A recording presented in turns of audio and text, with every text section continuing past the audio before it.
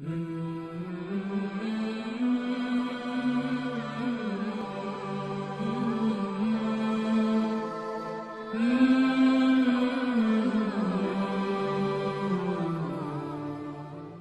بھی دے دیتا ہے. ہر آدمی ماں باپ کے ذریعے پیدا ہوتا ہے. اگر پیدا کرنا چاہے تو جناب عیسیٰ کو بغیر باپ کے پیدا کر دیتا ہے. اگر پیدا کرنا چاہے تو حضرت آدم کو بغیر ماں اور باپ کے پیدا کر دیتا ہے. جب یقین رکھیں, یقین, قرآن مجید پڑھیے. حضرت موسیٰ علیہ السلام فرعون کے دربار میں کھڑے ہیں, چاروں جانب دشمن ہی دشمن ہے. جادوگر آ گئے, انہوں نے سانپ چھوڑے. حضرت موسیٰ کے ہاتھ میں ڈنڈا تھا. حضرت موسیٰ کہتے ہیں یا اللہ کیا کروں؟ تو اللہ تعالیٰ نے فرمایا اپنا عصا پھینک دو.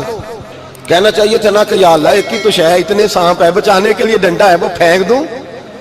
ڈنڈا پھینکا جاتا ہے, سانپ کو دیکھ کر کے قابو کیا جاتا ہے. یہ میرا اور آپ کا ذوق ہے نا, لیکن انبیاء کرام کا انداز ملاحظہ کیجئے میرے عزیزو. اللہ فرماتے ہیں ڈنڈا اے موسیٰ ڈال دے اپنا عصا. پہلے نہیں فرمایا کہ سانپ بن جائے گا, فرمایا بس تو ڈال دے. میں اور آپ ہوتے ہیں تو سانپ سامنے ہے, ڈنڈا ہاتھ میں ہے, ہم کہیں گے عجیب بات ہے, یہی تو دفاع کی چیز ہے, اسی کو ڈال دوں تو بچوں گا کیسے؟ کہا ڈال دو. تو حضرت موسیٰ نے ڈال دیا. کہا میرے رب کا حکم ہے تو میرے لیے بہتر ہی ہوگا. اللہ فرماتے ہیں جب موسیٰ نے ڈالا تو میں نے اس ڈنڈے کو, اس عصا کو اژدہا بنا دیا. اب کبھی عصا بھی اژدہا بنے, کبھی چھڑی بھی بہت بڑا اژدہا بنی ہے, لیکن قرآن کہتا ہے جناب موسیٰ نے ڈالا تو اللہ نے اژدہا. بلکہ اس سے پیچھے چلیے, عورتیں کمزور یقین کی ہوتی ہیں نا. جناب موسیٰ پیدا ہوئے تو اللہ فرماتے ہیں میں نے موسیٰ کی ماں کے دل میں بات ڈالی, ماں کے دل میں, صندوق میں ڈال کے تو اس کو دریا میں بہا دے. اور بھائی صندوق میں کہہ سکتے ہیں نا آکسیجن کیسے جائے گی, اور دریا میں بچے بچنے کے لیے ڈالے جاتے ہیں کہ ڈوبنے کے لیے ڈالے جاتے ہیں. ماں کے دل میں یقین کمزور نہیں تھا اماں کا. انبیاء کے ماں باپ موحد ہوتے ہیں, دین کو ماننے والے. ماں کے دل میں اللہ نے بات, اللہ قرآن میں کہتے میں نے وحی کی, میں نے القاء کیا, میں نے بات ڈالی. حضرت موسیٰ کی ماں کہتی ہے میں نے ڈال کے نا سمندر میں بیٹا, میں نے سمندر میں بیٹا ڈال کے صندوق میں بند کر کے رب کے حوالے کیا. آپ فرماتے ہیں میرے مالک کا بھروسہ کیا تو پھر میرے مالک کا کام دیکھو, کمال دیکھو. میں نے دریا میں ڈالا, اللہ نے فرعون کے گھر میں میرے بیٹے کی پرورش کرا دی. یہ یقین کہ حضرت موسیٰ کے پاس قوم آئی, قرآن پڑھیے. کہا جناب پانی چاہیے. وَإِذِ اسْتَسْقَىٰ مُوسَىٰ لِقَوْمِهِ, موسیٰ نے اپنی قوم کے لیے پانی مانگا. ہم نے کہا فَانْفَجَرَتْ مِنْهُ اثْنَتَا عَشَرَةَ عَيْنًا, اپنا ڈنڈا پتھر پہ مارو. عقل والا آدمی ہوتا تو اڑ جاتا, کہتا یا اللہ پتھروں سے بھی کبھی پانی نکلا ہے؟ اضرب بعصاک الحجر, مارو پتھر پہ ڈنڈا. اللہ کے نبی نے منٹ نہیں لگایا, ٹھا کر کے ڈنڈا لگایا. فَانْفَجَرَتْ مِنْهُ اثْنَتَا عَشَرَةَ عَيْنًا. اللہ فرماتے ہیں جناب موسیٰ نے ایک عصا مارا, میں نے 12 چشمے جاری کر دیے. تو لے تو اللہ کرتا ہے, اللہ کہتا ہے پڑھ نماز روزی دوں گا, کہتا ہے سوچتا ہوں. اللہ فرماتے ہیں آجا مسجد میں تیرا ہو جاؤں گا, کہتا ہے دیکھتا ہوں. رب فرماتا ہے تو میرے محبوب کی غلامی کر, میں تجھے محبوب بنا لوں گا. تو کہتا ہے تھوڑا بڑا ہو کے داڑھی رکھنی ہے, ابھی سیانا ہو کے, میں ذرا سرٹیفکیٹ لے لوں اسرائیل سے کہ کتنے سالوں کے بعد آئیں گے, پھر شروع کروں گا. پروگرام بنا رہا ہے, ابھی تو ارادے میں ہے. اللہ کے پیغمبر کا ڈنڈا, اور اس سے زیادہ آگے بات ہو گئی. پیچھے فوج لگی ہوئی ہے فرعون کی, مجمع ہے, ہزاروں لاکھوں کا لشکر لے کے, تلواریں, نیزے. فرعون پیچھے, آگے دریا آ گیا. حضرت موسیٰ علیہ السلام کھڑے ہیں, اب کدھر جائیں؟ اللہ پاک نے فرمایا مارو ڈنڈا. کہاں؟ پانی پہ ڈنڈا مارو. اب حضرت موسیٰ علیہ السلام پانی پہ ڈنڈا مارے تو پانی ابھرے گا, اس سے زیادہ کیا ہوگا؟ پہلے پتھر پہ ڈنڈا مروایا تو پانی نکلا, اب پانی پہ ڈنڈا مروایا. فَإِذْ فَرَقْنَا بِكُمُ الْبَحْرَ فَأَنْجَيْنَاكُمْ وَأَغْرَقْنَا آلَ فِرْعَوْنَ. اللہ فرماتے ہیں موسیٰ نے پانی پہ ڈنڈا مارا تو میں نے پانی میں رستے بنا دیے. ایک جگہ ڈنڈا مارا تو پانی نکل آیا, دوسری جگہ عصا مارا تو پانی خشک ہو گیا. 12 چشمے بن گئے, 12 رستے بن گئے دریا میں سے.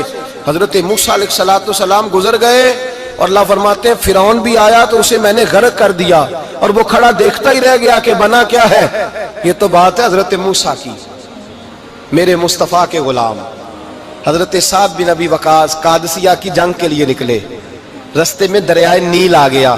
حضرت سیدنا साद बिन नबी वकास अब कहां सफर तय करके आए, कहते हैं पता ही नहीं था कि दरिया आ जाएगा, अब दूर दूर तक पुल कोई नहीं।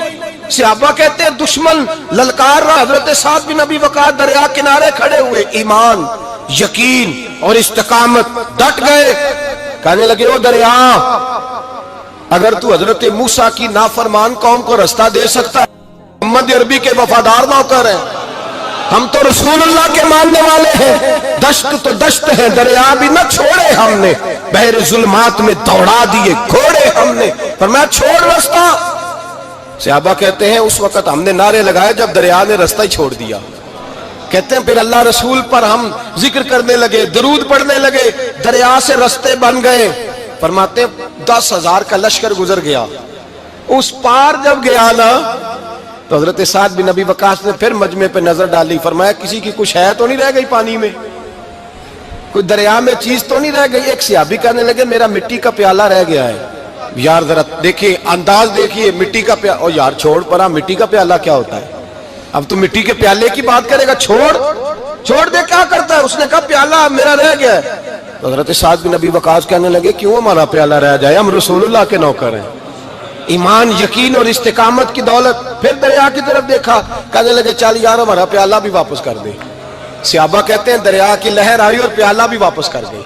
और मेरे भाई जब ईमान की दौलत, यकीन की दौलत, एतमाद की दौलत, जो बाबा कहता है ना कि माज अल्लाह ताला उल्लू का खून ले आओ और शेर की खलड़ी ले आओ, मैं काला पीला नीला जादू करूंगा, उस पर लोग दौड़ के जाते हैं, 50-60 हजार रुपया भी दे आते हैं दौड़ के। और अगर कहा जाए कि मस्जिद आओ 4 रकात नमाज पढ़ो, हाजिरी दो मस्जिद की, तो कहते हैं मार्फत वाले हैं, मार्फत वाले नमाजें नहीं पढ़ते, वो कौन सी मार्फत है। यहां अल्लाह की बारगाह में झुकने का, चूंकि ये लेट है ना, ये पता नहीं जन्नत में जाके मिलेगा कब मिलेगा, माज़ अल्लाह। लोग दुनियादारी के मामले में पिस जाते हैं। हुक्मरान ने वादा कर दिया है सड़कें पक्की हो जाएंगी, खुशहाली हो जाएगी, मौजें लग जाएंगी, लोग लाइनों में खड़े हैं वोट देने के लिए, और तेरे रब ने कहा है तू मुझसे डर जा, मैं तेरी दुनिया भी अच्छी कर दूंगा, आखिरत भी अच्छी कर दूंगा, तू इधर आ मेरी बारगाह में झुक। लोग एतमाद और यकीन को ओहाम परस्ती का शिकार है, हम लोग वहम का शिकार है, हम लोग बदशगुनी ऐसे हो जाएगा वैसे हो जाएगा, हम इन चीजों का शिकार। भाई एतमाद की दौलत पैदा करें, यकीन अपने अंदर पैदा करें, ईमान पैदा करें, डट जाए रब रसूल का नाम लेकर। हजरत उमर का जमाना था, मिस्र फतह हो गया, हजरत अमर बिन आस गवर्नर बने। रिवाज ये था मिस्र के अंदर के एक दरिया चलता था, दरिया नील, और सारे मिस्र का इन्हिसार उसी दरिया पे था, फसलों को पानी भी लगता उसी से, जानवर भी उसी से पानी पीते, खेतियां भी उसी से सैराब होती। साल के बाद वो दरिया खुश्क हो जाता था, साल के बाद वो दरिया खुश्क होता, और जब खुश्क होता ना तो एक कवारी लड़की कत्ल करके दरिया में डालते, फिर वो दरिया चलता।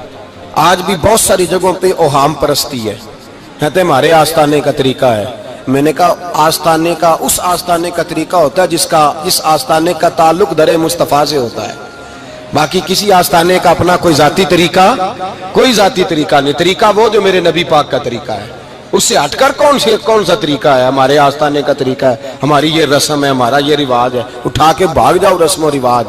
हमारे रस्म और रिवाज रसूलुल्लाह की सुन्नत के पाबंद है। सारे बोलिए सल्लल्लाहु, फिर एक दफा पढ़िए दुरूद शरीफ सल्लल्लाहु, 3 दफा कर ले ताकि ताकदाद हो जाए। सल्लल्लाहु अलैहि, नबी पाक सल्लल्लाहु अलैहि वसल्लम का तरीका असल तरीका है। हजरत उमर फारूक को जनाब अमर बिन आस, और कहते हैं कि पक्का तरीका ये था कि जब तक लड़की कत्ल करके डालते नहीं थे दरिया चलता नहीं था।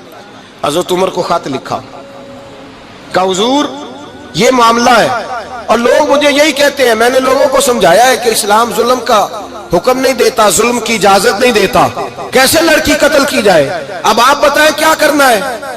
हजरत उमर ईमान यकीन इस्तिकामत पहाड़ है ये लोग। हजरत उमर ने 2 खत लिखे, एक हजरत अमर बिन आस के नाम, दूसरा दरियाए नील के नाम।